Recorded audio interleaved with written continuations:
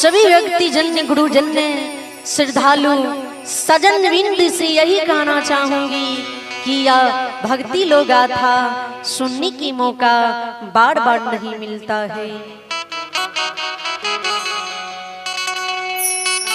जहाँ तक इस माइक्रोफोन की आवाज ही जाती होगी वहां तक कि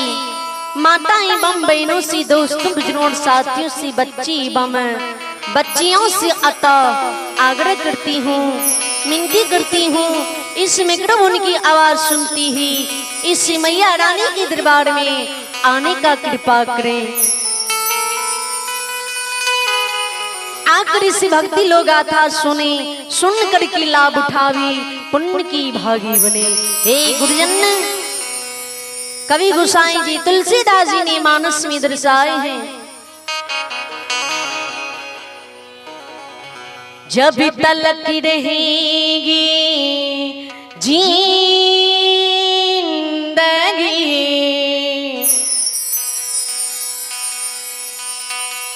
फुर्सत ना होगी काम से,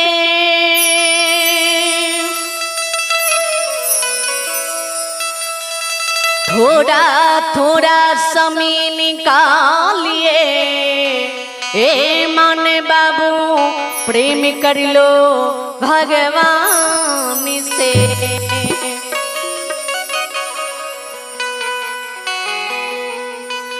एक चकमक्का ग्राम की बाबू भैया माँ बहन ध्यान देवे, विचार करवे, गौर करवे। परम पिता परमात्मा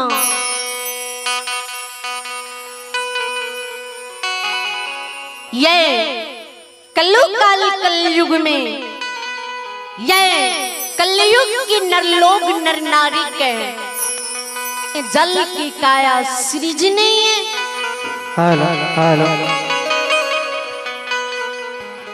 जीवित की मानव की ये माया रूपी संसार में मानव की ये घंट में प्राण रही है, तब तक मानव के ये संसार में काम से फुर्सत नहीं हुई है।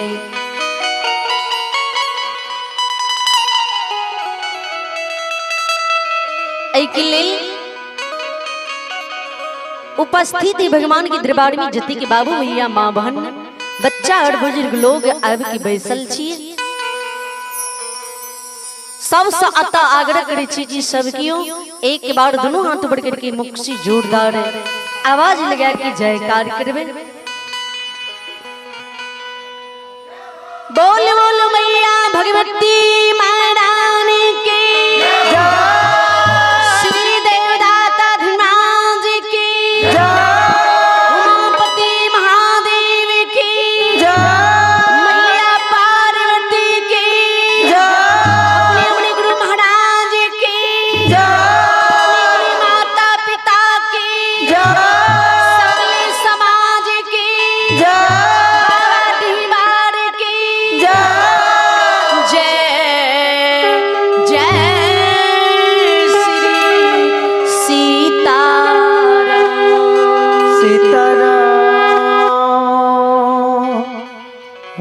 अब सबसे पहले माँ होती झूमर सुनाने की प्रयास करी छी।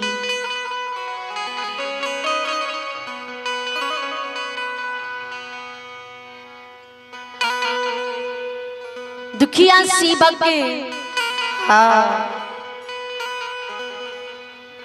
जगत जननी जगदम्बी भवानी से जवाब करके माँ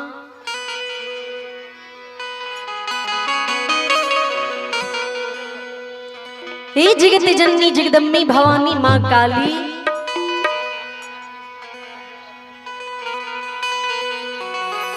के यो तो राया है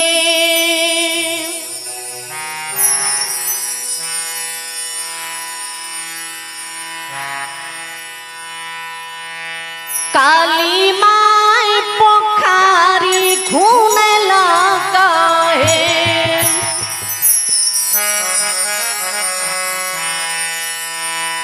जननी पोखारी खून लगा है, जननी है के यो तोर में ढेला का चारों पार रे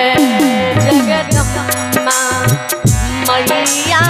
दया करियो ये जननी है के यो तोर में ढेला का चारों पार रे जगदम्बा मैया दया करियो के यो तो राया है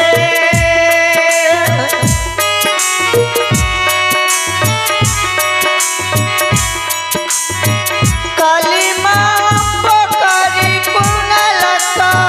है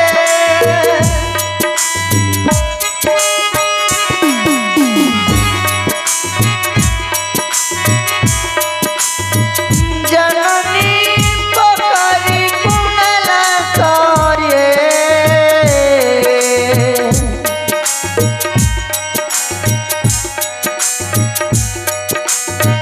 जननी के मेरे लका चारों पाँव जग जननी मैया राया करियो जननी है के यो तोर में ढलका चारों पार रे जगदम्बा मैया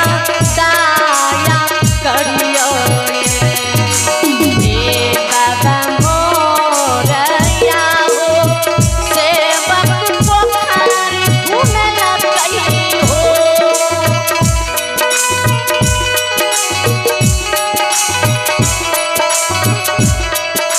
सेवक पोखरी भूनल कई हो सेवक भैया मोर में ढलके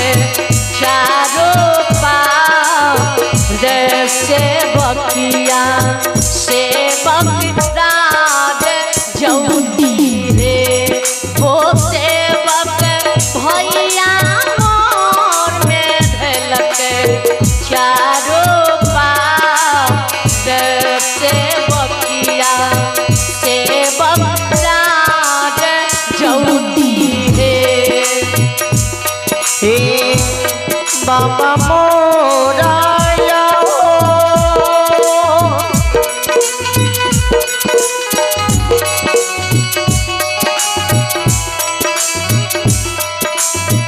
सेवक पकड़ी कुंडल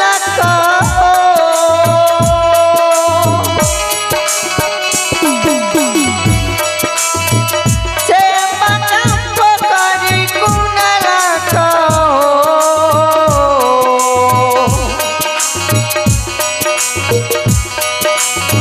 सेवक मैया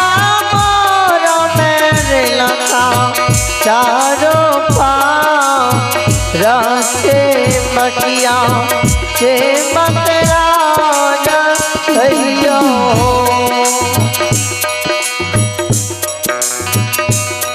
मेरे लखा चारों पाँव रखे मकिया सेवक राज करियो यो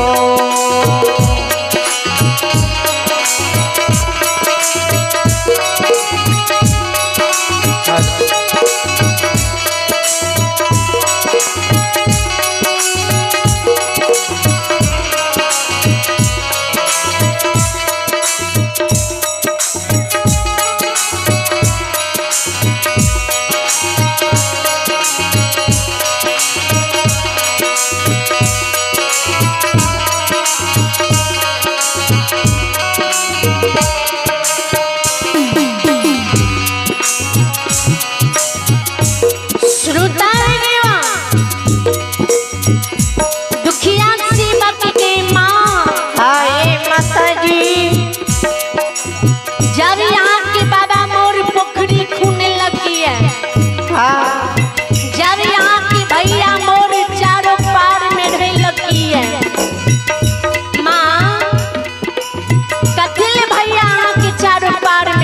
लगी है, कथिले आके बाबा पोखरी खूने लगी है। ए जननी, ए देवी माँ, ए दुख हरनी,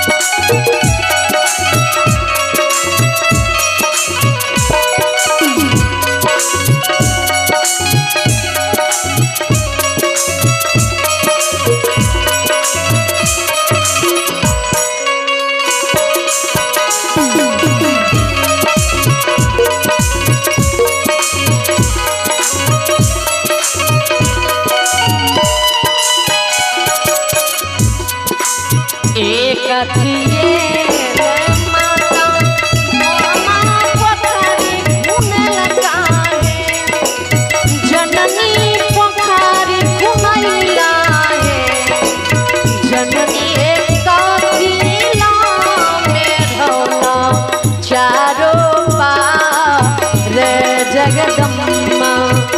मैया दाया करियो जननी काथिला में धौला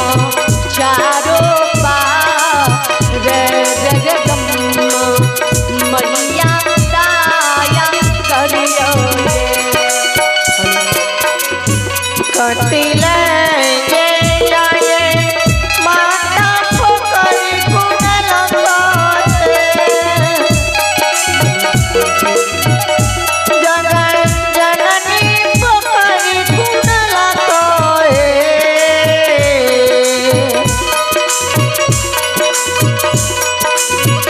जननी काती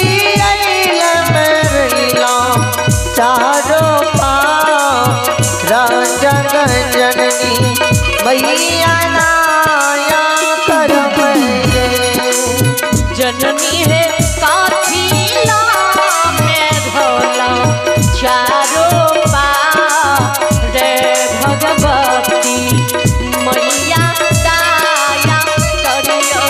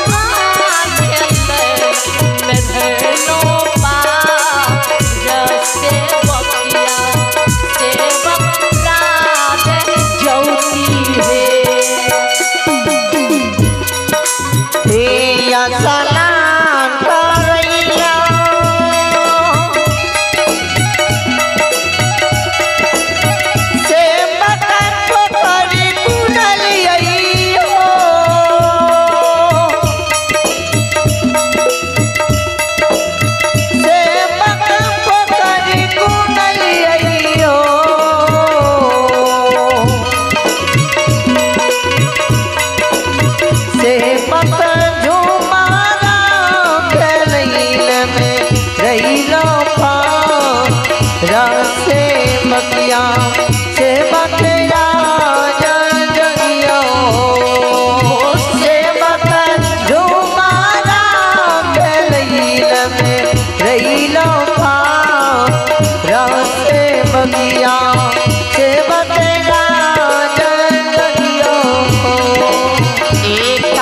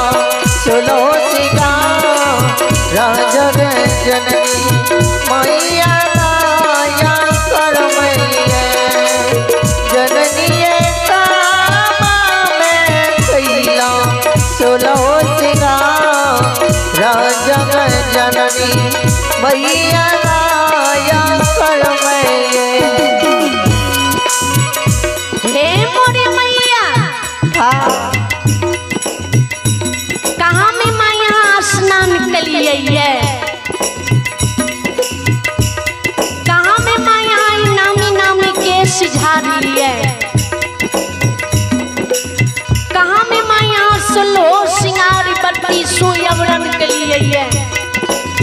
जी। यहाँ के सोलो सिंगार बत्ती सुयवरम सीमा तीनों लोग में उजाला हुई है। उगल सूरज के ज्योत के मलिन करई है, चांद के तड़ा अहाँ के सुलहो सीमा चमक रही है।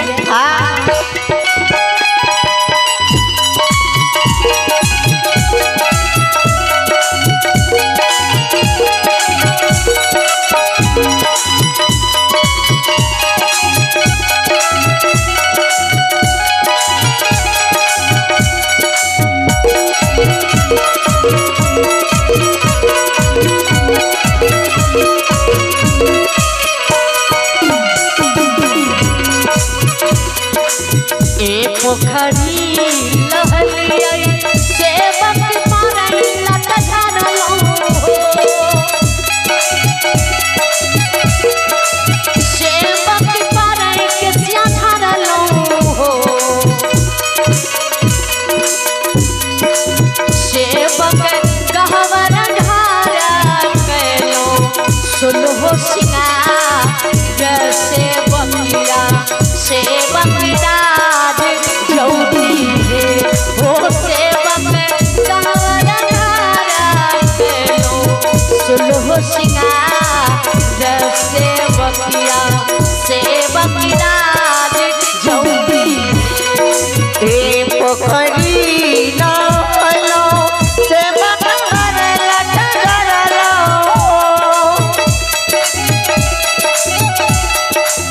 सेवक घर लट झरलो, सेवक कामर में कैला सोलहो सिंगार सेवकिया सेवक राज जगियो, सेवक कामर में कैला सोलहो सिंगार सेवकिया सेवक राज जगियो। कथी के रातियरा माता कथी बतिहारवा रे, जननी कथी बतिहारवा रे, जननी है कथी के रातिला जर सारिया ता जगदम्मा मैया ताया करियो।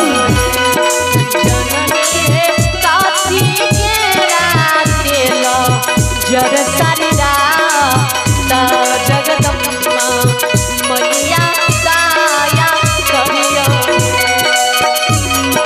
हे कथी के रानिया हे माता ते बतियारवा रे, जननी कथी बतियारवा रे, जननी ये कथी के राम जोरे जरे सारिया तो जग जननी मैया नाया करमैये, जननी ये कथी के रानिया जरे सारिया तो जग जननी मैया नाया करमैये। ए सोना के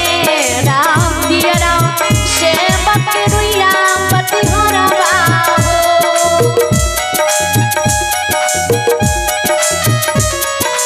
सेवक सैरासो के तेला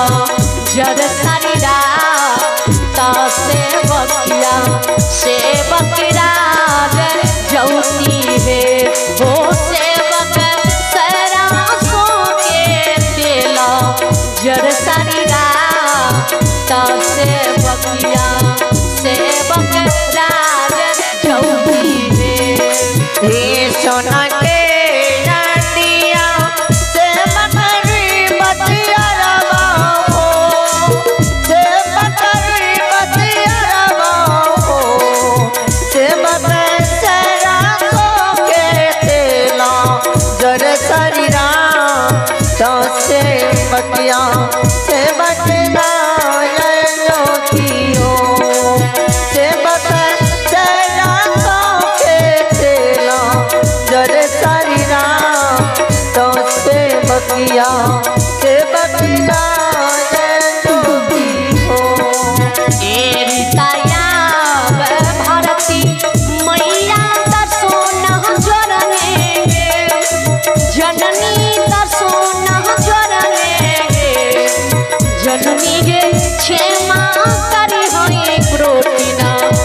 परा